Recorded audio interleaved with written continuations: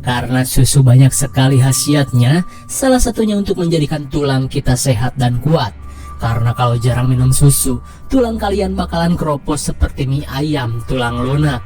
Ngomong-ngomong soal susu, pada kesempatan kali ini saya akan mereview sekaligus membahas film yang cukup mengerikan terkait tulang keropos berjudul Fragile 2005.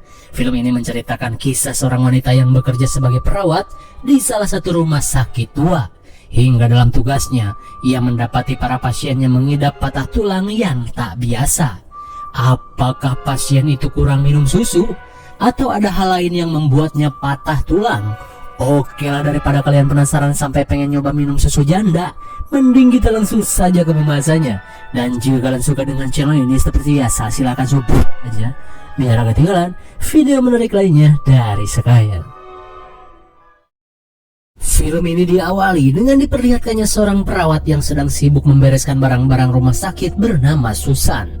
Karena sebentar lagi rumah sakit anak-anak ini akan segera ditutup akibat gedung yang sudah terlalu tua dan butuh direnovasi. Dikira setan, rupanya seorang pasien bernama Maggie kembali memberitahu Susan jika dirinya melihat sosok setan yang mengerikan di kamar.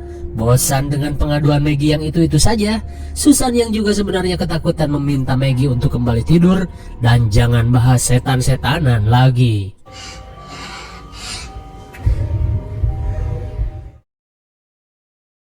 Selang beberapa saat, Maggie pun kembali ke ruangannya dan mencoba untuk tidur. Tapi tiba-tiba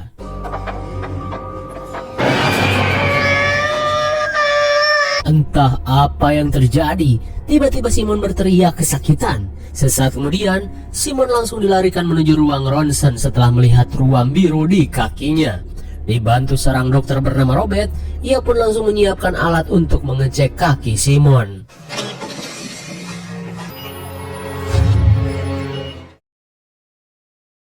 Selang beberapa saat, Susan datang dan menunjukkan hasil ronsen pada Robert. Dan betapa herannya Robert saat melihat kaki Simon yang tiba-tiba mengalami patah tulang. Lantas Susan berkata mungkin saja kejadian ini berhubungan dengan hal-hal gaib di tempat ini. Namun Robert yang seorang dokter berkata jika semua kejadian pasti bisa dibuktikan secara logis. Dan saat Robert akan kembali melakukan ronsen,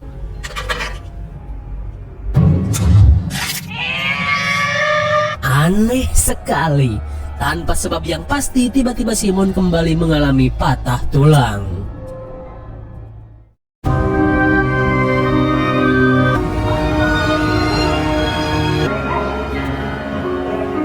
Singkat waktu 2 hari kemudian, seorang wanita cantik bernama Amy terlihat melakukan perjalanan air guna memenuhi panggilan kerja di salah satu rumah sakit di sebuah pulau pedesaan.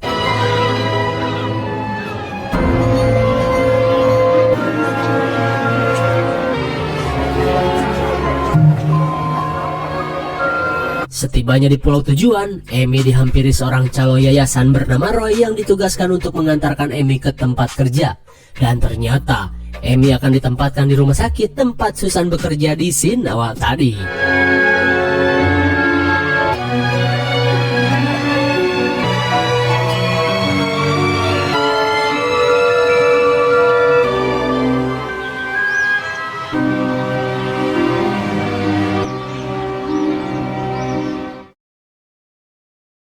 Setibanya di rumah sakit, Amy yang akan bekerja diarahkan oleh seorang dokter bernama Folder, di mana Folder menjelaskan jika Amy akan bekerja menggantikan salah satu perawat yang sedang mengambil cuti bernama Susan. Tapi apakah benar Susan hanya sekedar cuti? Dan saat menggunakan lift, Amy pun heran dengan tombol lift yang terlihat ngawur. Namun anehnya, lantai 3 tidak memiliki tombol. Dengan gelagapan, Dr. Folder hanya berkata jika yang bisa digunakan hanyalah lantai 0 dan lantai 1. Setibanya di lantai 2 yang dianggap lantai 1, Amy dikenalkan dengan seorang perawat bernama Helen yang bekerja di shift pagi. Dan Amy akan mengisi shift malam sampai rumah sakit ini pindah. Setelah si dokter pergi, Helen mengajak Amy untuk berkeliling melihat pasien-pasien bocil yang sedang bermain. Setibanya di ruang bermain, Helen memperkenalkan Amy pada semua bocil, di mana Amy akan menggantikan perawat Susan bekerja di shift malam. Lantas Amy tiba-tiba tertarik pada Maggie yang kini menjadi bocil pendiam. Amy pun bertanya kepada Maggie kenapa ia tidak bermain dengan bocil-bocil lainnya. Lantas Maggie menjawab jika ia tidak sendiri dan sedang mengobrol dengan seseorang. Mendengar hal itu sontak Amy pun heran dengan perilaku anak yang satu ini. Kemudian Amy diajak ke ruang pasien tempat para bocil sakit dirawat. Dan tak lama kemudian Simon yang mengalami patah tulang aneh juga ditempatkan di ruangan ini. Lantas Amy yang penasaran menanyakan penyebabnya. Akan tetapi sampai saat ini pihak rumah sakit belum tahu jelas penyebab Simon mengalami patah tulang. Singkat waktu akhirnya Amy memulai shift malam untuk pertama kalinya. Lantas Helen yang akan pulang malah curhat jika hari ini ia merasa kesal saat mengurusi Maggie yang sok-sokan bertingkah seperti anak IndiHome. Mendengar hal itu Amy pun semakin penasaran dengan si bocil Maggie.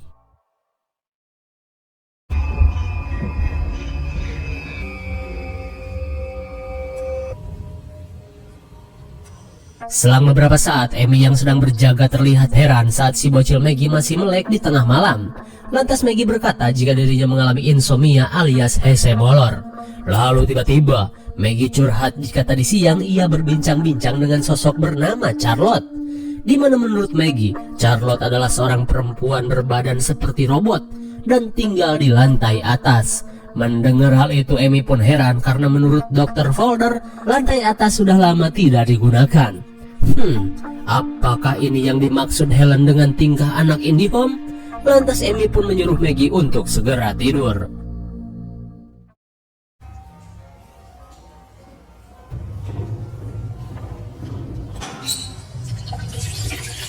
Setibanya di toilet, Amy masih kepikiran dengan perkataan Maggie karena menurut cenah, anak kecil bisa melihat setan. Lalu tiba-tiba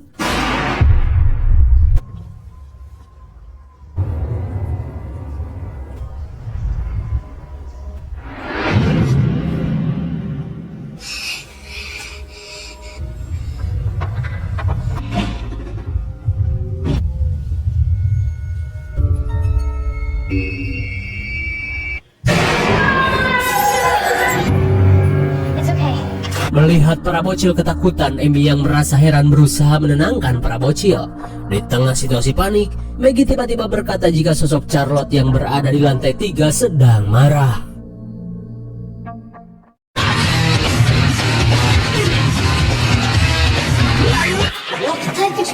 Sesaat kemudian, Amy yang ketakutan melaporkan kejadian tadi pada seorang penjaga bernama Matt. Matt pun berkata jika di tempat ini sudah biasa terjadi suara-suara aneh di lantai atas.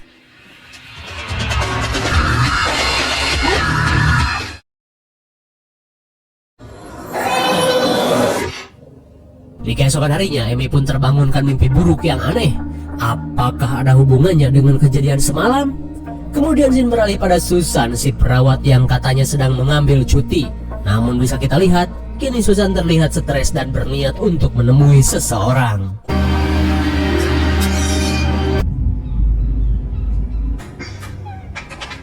Ternyata Susan menemui seorang psikiater untuk mengatasi rasa takutnya. Kira-kira Susan ini kenapa?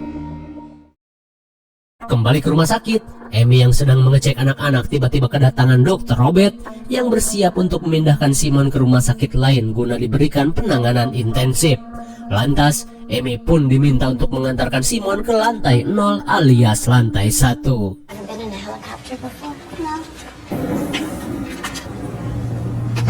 Namun di dalam lift mereka pun heran dengan lift yang malah naik ke lantai 3.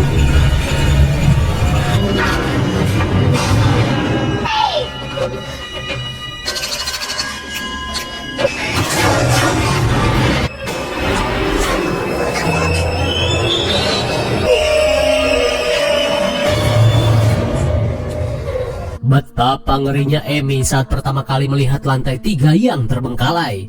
Lalu tiba-tiba saja Simon berkata jika sosok Charlotte si tubuh robot berniat menyakitinya. Don't move!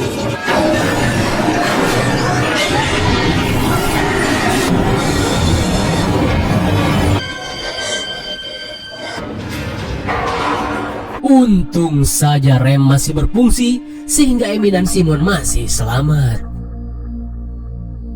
Singkat waktu, akhirnya Simon dilarikan menggunakan helikopter.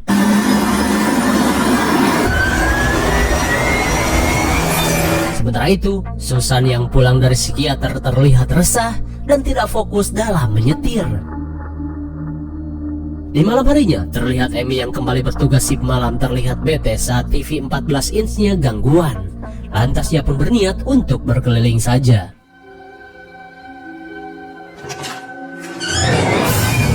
Curiga. Lagi-lagi si Maggie bertingkah seperti setan. Rupanya Maggie merasa khawatir jika Amy melihat sosok Charlotte, apalagi Amy pernah naik ke lantai 3 bersama Simon. Namun Amy menegaskan jika dirinya tidak melihat sosok tersebut dan kejadian lift tadi hanyalah error semata. Namun Maggie tetap yakin karena yang telah mematahkan kaki Simon adalah Charlotte. Amy pun diminta untuk menanyakan hal tersebut pada perawat sebelumnya yang bernama Suster Susan. Mendengar hal itu, Amy pun menjadi kepo.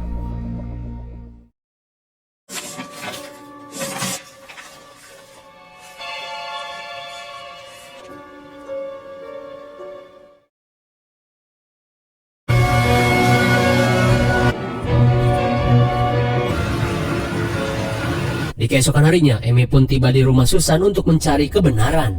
Namun betapa kagetnya Amy saat ia mendapati informasi jika Susan sudah meninggal kemarin sore akibat kecelakaan. Namun si pastor berkata jika sebelum kematiannya Susan selalu pelangak-pelongo dan seperti ketakutan. Singkat waktu, Amy pun menemui Dr. Folder dan mengabarkan jika Susan sudah meninggal kemarin sore akibat kecelakaan. Mendengar hal itu, Folder seakan tidak percaya. Umur siapa yang tahu ya dok? Akan tetapi, Dr. Folder heran kenapa Amy diam-diam pergi menemui Susan. Lantas Amy berkata jika ia berniat memastikan sesuatu ketika Susan masih bertugas di rumah sakit ini. Karena sebelumnya Amy pun pernah mendapati hal-hal mengerikan ketika bekerja sebagai shift malam. Dan menurut bocil IndiHome Maggie, sosok itu adalah hantu yang bernama Charlotte. Mendengar hal itu, Folder langsung membantah di mana Maggie hanyalah seorang bocil dengan imajinasi berlebihan. Lantas, Amy diperintahkan untuk fokus bekerja dan jangan berlagak seperti detektif swasta. Singkat waktu, malam pun poik. Amy yang kembali bertugas malam berusaha membantu Maggie yang kembali mengalami insomnia. Namun tiba-tiba saja, Maggie panik saat melihat sesuatu di kasur bekas Simon.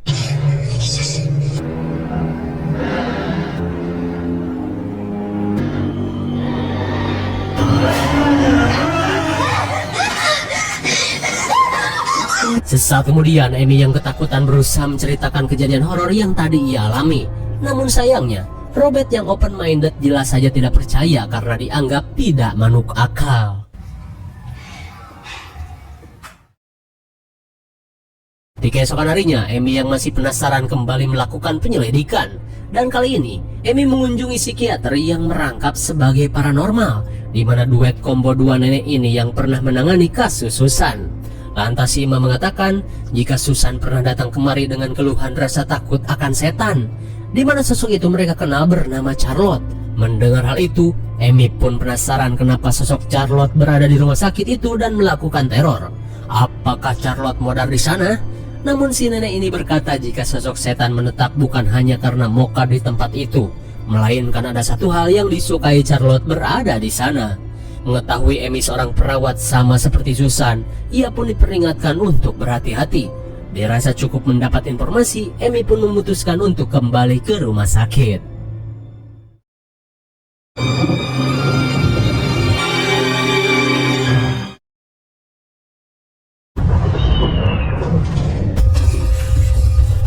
Singkat waktu, Sin beralih kepada Roy yang sedang mengemas barang-barang. Namun saat Roy membereskan mainan milik Maggie,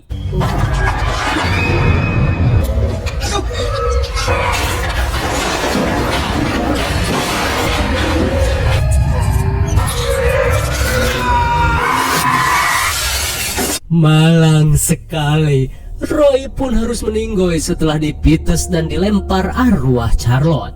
Apakah Roy melakukan kesalahan? Di malam harinya, Folder pun syok saat menyaksikan proses evakuasi jasad Roy. Kemudian setelah Susan dan Roy menjadi korban, Amy pun mendesak Dr. Folder untuk segera mengevakuasi anak-anak pergi dari tempat ini. Tapi meski fakta ngejogrok di depan mata, anehnya Dr. Folder hanya menganggap semua ini hanya kecelakaan biasa dan malah memaki-maki Amy yang mulai berlagak seperti anak IndiHome. Mendengar hal itu, Amy pun muak dan langsung kembali ke rumah sakit. Kemudian, Amy pun dicegat Maggie yang ingin menunjukkan sesuatu kepada dirinya.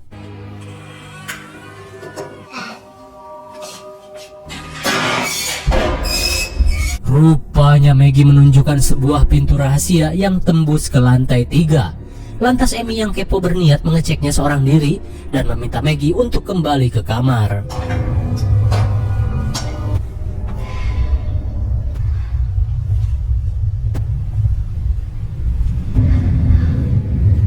Di lantai terbengkalai ini, Amy yang ingin menguak misteri mulai menelusuri setiap sudut ruangan.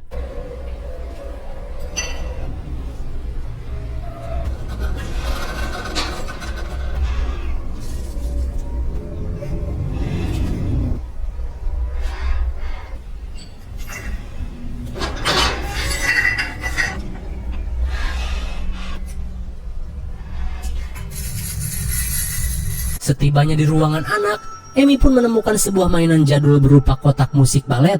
Dan tak cuma itu, ia pun menemukan salah satu kotak huruf yang sering dimainkan oleh Maggie. Dirasa mainan ini milik Charlotte, Amy pun melanjutkan penelusurannya.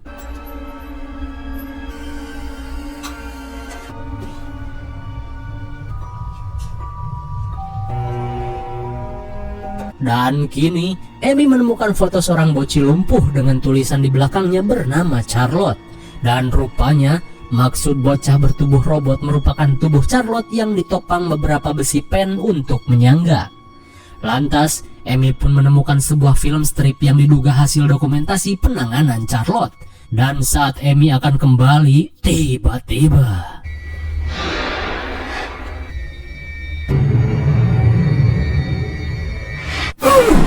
my God. Akhirnya, sosok Charlotte yang dipenuhi pen penyangga menampakkan diri. Di tengah kepanikan, tiba-tiba saja Maggie datang dan mengajak Amy untuk kabur. Setibanya di bawah, Amy meminta Maggie untuk kembali tidur. Namun Maggie berkata jika selimut kesayangannya tertinggal di lantai atas. Masa teh selimut-selimut doang, beli aja di pasar Jimol.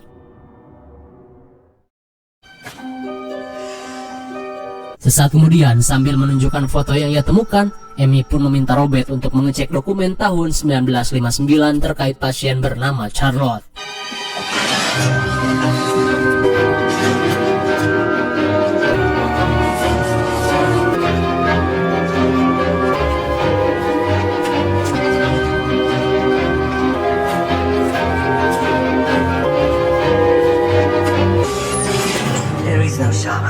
Namun setelah mengecek semua dokumen, sayangnya nama Charlotte tidak ditemukan. Robert pun merasa jika nama itu hanyalah nama imajinasi dari Maggie. Diam dulu dok, kita cek film jadul yang gua temukan.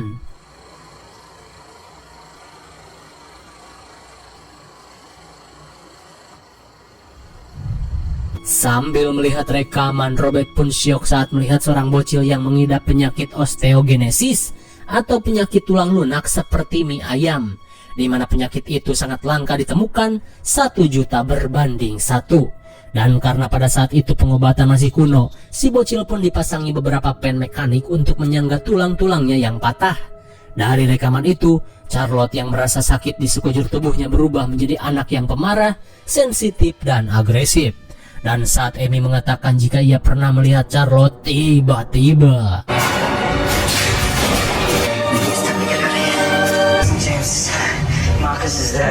melihat lantai atas mulai retak-retak, Robert pun menyuruh Matt untuk segera menelpon pusat dan menyegerakan pemindahan pasien.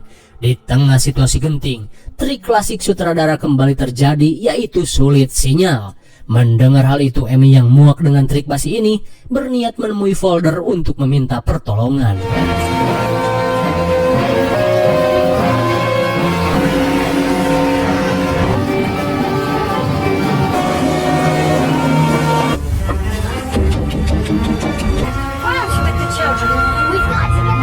Saat bertemu bertemu dengan Folder, Amy pun meminta Folder untuk segera menelpon rumah sakit pusat dan memindahkan semua pasien sebelum korban lain berjatuhan karena atap gedung sudah mulai roboh.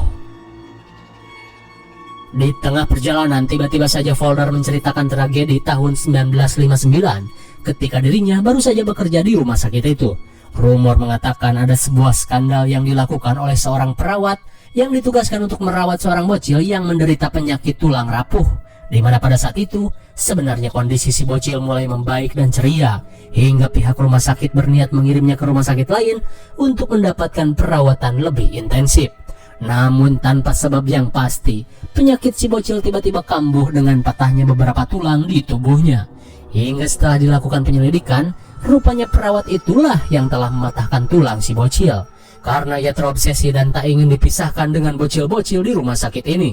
Hingga setelah kejahatannya terungkap dan dipecat, si perawat yang gelo malah melenyapkan si bocil dan setelah itu, dirinya malah molor ke dalam lift sambil memakai pen penyangga si bocil. Ternyata sosok itu akan marah jika para bocil dipindahkan dari rumah sakit ini. Dan setelah kejadian itu, pihak berwenang berniat menutup rumah sakit. Namun karena kurangnya dana, mereka hanya menutup lantai 3 saja sampai kejadian itu terlupakan. Di rumah sakit, Helen dan Matt sedang sibuk mengurusi para bocil di tengah situasi mengerikan. Maggie pun berkata jika sosok Charlotte mulai marah dan tak akan membiarkan satupun bocil pergi dari rumah sakit ini. Melihat satu bocil membutuhkan oksigen, Matt pun bergegas mengambil oksigen portable. Dan kini Helen yang seorang diri terlihat panik saat mengurusi para bocil.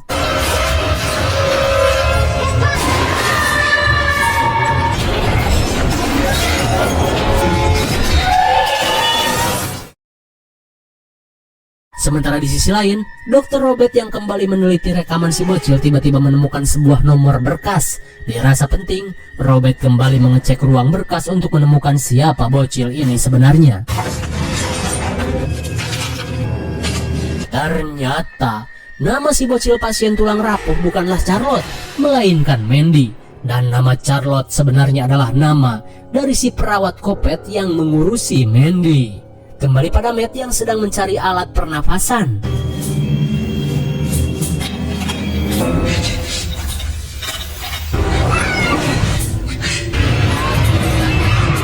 Apakah Matt akan selamat?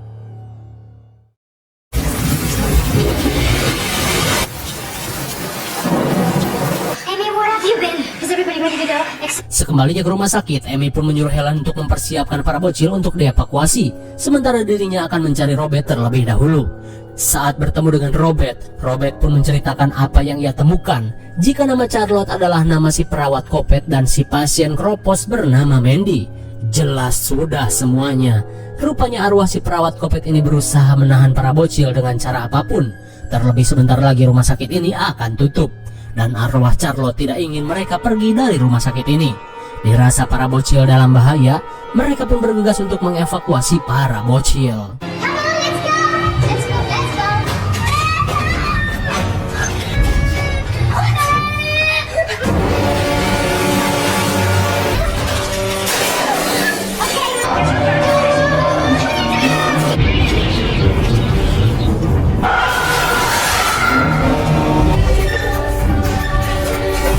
Saat beberapa bocil dibawa, Amy pun heran dengan teror yang mulai berhenti. Dirasa situasi sudah aman, mereka pun bergegas membawa para bocil pergi.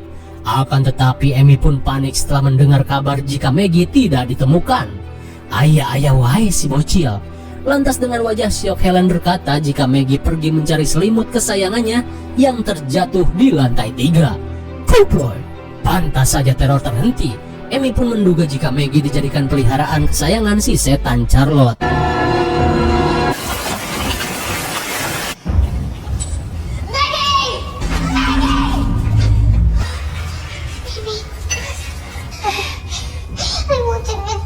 Saat Maggie ditemukan dengan selimut lecek kesayangannya, ia pun berkata jika Charlotte tidak akan membiarkannya pergi.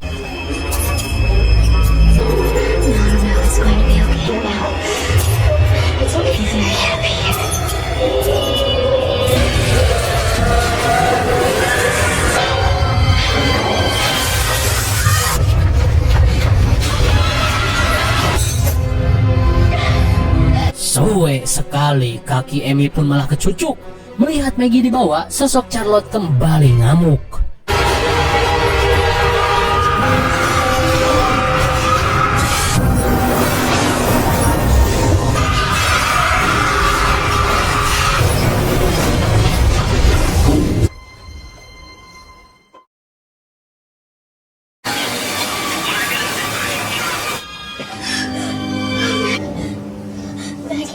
Maggie,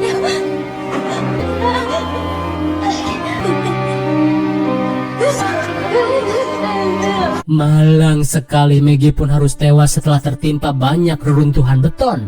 Di tengah kesedihan, Maggie pun segera dievakuasi dan kini Amy yang tertusuk mulai kehilangan banyak darah.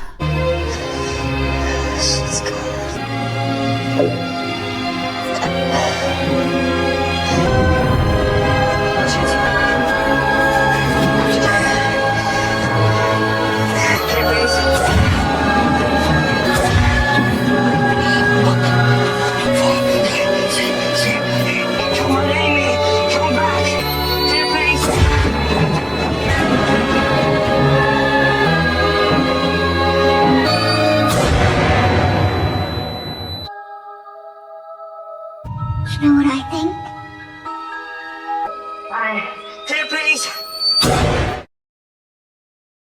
Apakah Amy akan berhasil diselamatkan? Singkat waktu, akhirnya Amy bisa diselamatkan berkat kerja keras Robert dan tim lainnya. Kemudian, Robert pun berpesan untuk tidak menyalahkan diri sendiri dengan meninggalnya Maggie. Meskipun konyol, karena hanya perkara selimut ketinggalan, si bocil cantik dan lugu Maggie harus meninggoy. Namun Amy berharap arwah Maggie untuk selalu berada di sisinya.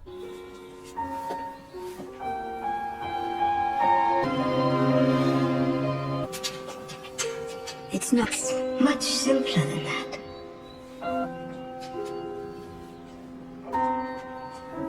That's what keeps them here.